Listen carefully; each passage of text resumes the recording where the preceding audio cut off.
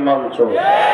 Hizb ut তাওহীদ তাদের অঙ্গীকার নামায় মানে কাউকে সদস্য বানাতে গেলে 4 নম্বর পয়েন্টে তারা লিখেছে যে আমি এই প্রচলিত ইসলাম থেকে হিজরত করলাম, মানে কেউ সদস্য হতে গেলে এই অঙ্গীকার করতে হয় যে এই ইসলামের সাথে আমার কোনো সম্পর্ক না। দ্বিতীয়ত তারা ইসলামের প্রকৃত রূপরেখা বইয়ের 58 এবং 59 নম্বর পৃষ্ঠার মধ্যে লিখেছে যে আমরা এই মুসলিমদের সাথে কোনো ইবাদত করব না, ইবাদত করা ছেড়ে দিলাম।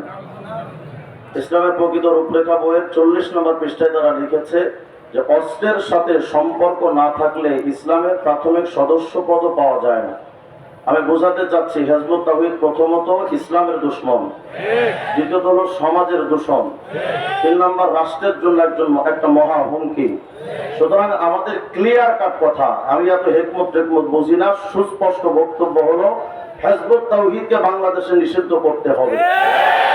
যদি এই আমাদের সরল কথাকে যদি বাংলাদেশের সরকার ইগনোর করেন, তাহলে আমি একথা ক্লিয়ারলি বলতে চাই, যদি কোন এলাকায় গরু চোর ঢোকে, ওরে যেমন মানুষ গণধোলাই দিয়া জুতা পিটা করে পিঠের চামড়া তুলে ফেলে, যেমন মোবাইল চোর ধরা খেলে গণধোলাই খায়, সুস্পষ্ট বক্তব্য হলো হিজবুত তাওহীদকে যদি বাংলাদেশে নিষিদ্ধ করা না হয়, বাংলাদেশের যে গ্রামীণ মুসলমান পাবে জুতা দিয়া পিঠে চামড়া তুলে ফেলা দরকার।